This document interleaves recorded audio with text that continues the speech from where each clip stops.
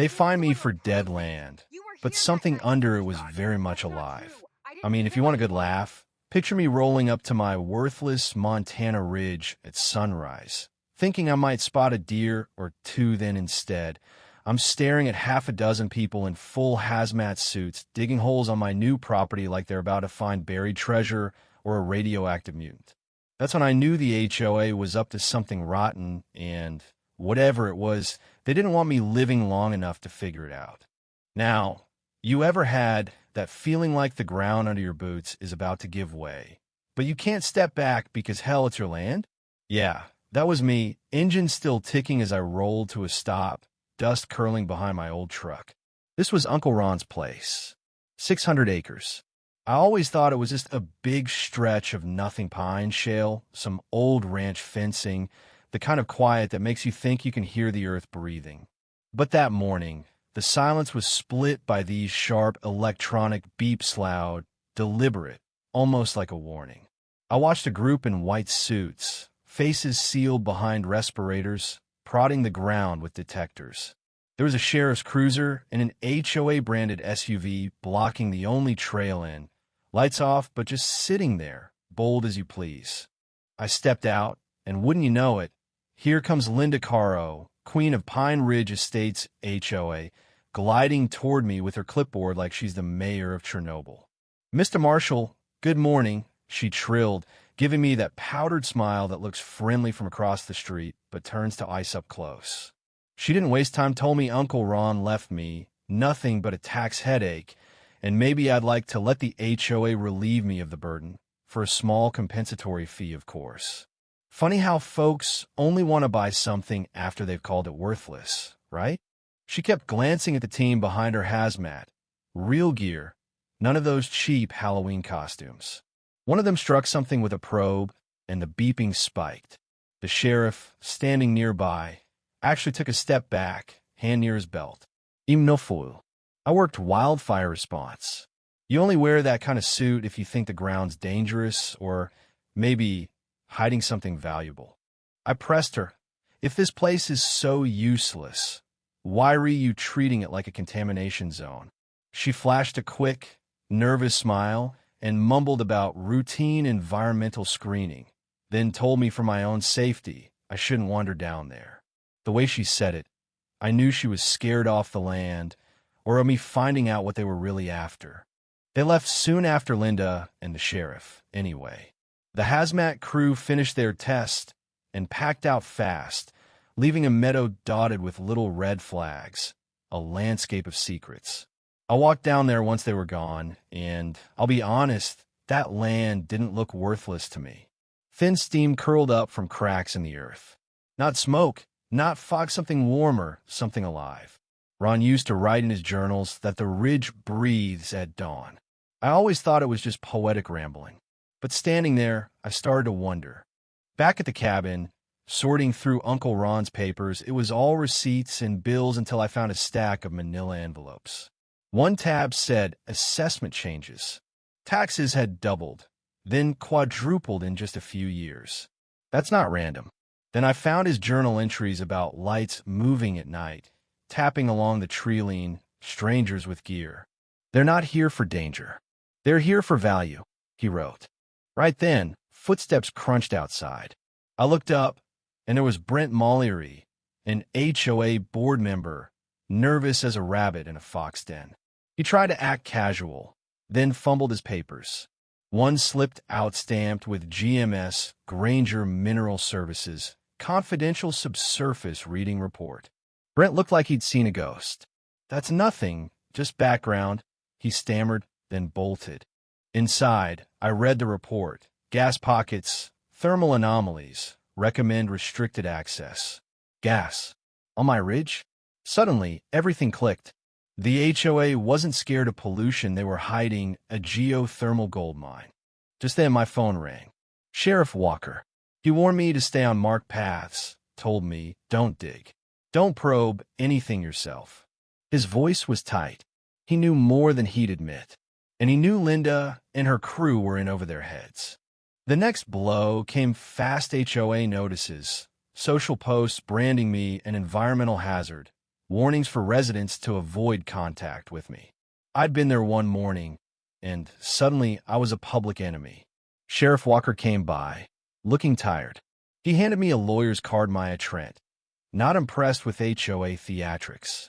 He said, "You're already in a fight." And he was right. I met Maya that day at the Ranger Station Cafe. She listened sharp-eyed, didn't flinch when I described hazmat teams and thermal pockets under my land. No HOA can authorize mineral surveys. Not legally, she said. If they could get my land reclassified as a hazard, they could force an easement, maybe even take it from me. She promised to file for HOA expenditure disclosures. If they paid for geological work, it'll show up. If not, we subpoena. For the first time since Ron died, I didn't feel alone. But Linda wasn't done. Next, a yellow notice $500 fine, failure to comply with environmental directives. Then she showed up herself, flanked by board members. She tried to get me to sign over administrative oversight of the ridge for safety. I told her flat out, not 1 square foot. Her eyes went cold. "You're making this harder than it needs to be." I shot back. "You're hiding something bigger than drainage." She left, but not before saying, "The land may belong to you, but the narrative belongs to us. If that doesn't chill your blood, nothing will." By late afternoon, Maya texted, "Stay alert. They'll escalate." I took a walk down the southern ridge. Steam curled up, the ground pulsed with heat, and I saw fresh footprint Hazmat boots, not cowboy boots. They'd been running secret tests before I even arrived. I started recording. The ground vibrated beneath my hand, steady, alive, almost like a living thing. That's when the shadow moved and the Teresa white envelope slid onto the ground. No signature, just they're lying. "Meet me at the old sawmill. Come alone. Tatroe Alden, the former HOA treasurer who resigned last year." Now it was all making sense. At the sawmill, Troy looked haunted. He handed me his satchel mails, invoices, board minutes, even a flash drive of recorded meetings. "They found a superheated pocket under your land 3 years ago. Not a volcano, but worth millions. Linda's plan was to force your uncle out, reclassify the property, and sell the energy rights." Troy's voice shook as he confessed. I was scared. Linda threatened to sue me if I talked.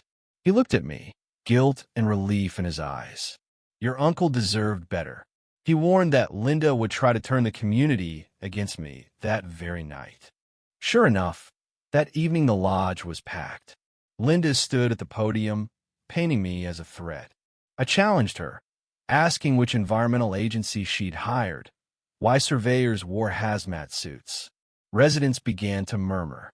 Linda tried to regain control, but then Sheriff Walker strode in, hat under his arm. "Your survey permit expired last week, Linda. Any continued presence is trespassing." The room erupted. Suddenly, Linda wasn't in control anymore. The next day, the annual HOA meeting. I stood up with Maya beside me, briefcase in hand. I laid out the invoices, the video of the hazmat team, tax records, and then a kicker Brent Mallory stood up and confessed. "Everything he's saying is true. Linda told us to falsify reports, raise assessments, pressure his uncle until he broke." The place exploded, but there was more. Troy, pale but steady, handed Sheriff Walker the flash drive. The recordings played Linda coldly plotting to break my uncle, destroy his credibility, seize his land. By the time it ended, the board was in shambles. People shouted for her removal. For charges. Linda was arrested days later. Her allies vanished, and state investigators rolled in. The geothermal survey confirmed it. Beneath Pine Hollow Ridge with a high-yield geothermal reservoir, enough renewable energy to power the valley for generations. Everything the HOA had tried to bury was now public. Sheriff Walker told me, "The land's future is in your hands. And if what they found is real, this valley's about to change." But for me, the money, the power, all that mattered less than one thing: making sure no one could ever steal the story of this land again. I worked with a conservation trust to set up the Ron Marshall Preserve, named for my uncle. Not just a source of energy, but a promise to protect, to restore, to keep the land alive for everyone. That's what justice felt like, standing on the ridge as the sun set, steam rising in soft columns, the community no longer afraid, but awake, finally listening to the truth rumbling under their feet. And me? I kept the promise. The land speaks again. This time, everyone can hear it. So, here's my question for you. Where's the line between protecting your community and abusing power? What would you have done in my place? Drop your thoughts below, hell. Tell me your own story if you've ever had to fight for what's rightfully yours. And if you want more justice, more truth, you know where to find me. There's always another story just waiting to break ground.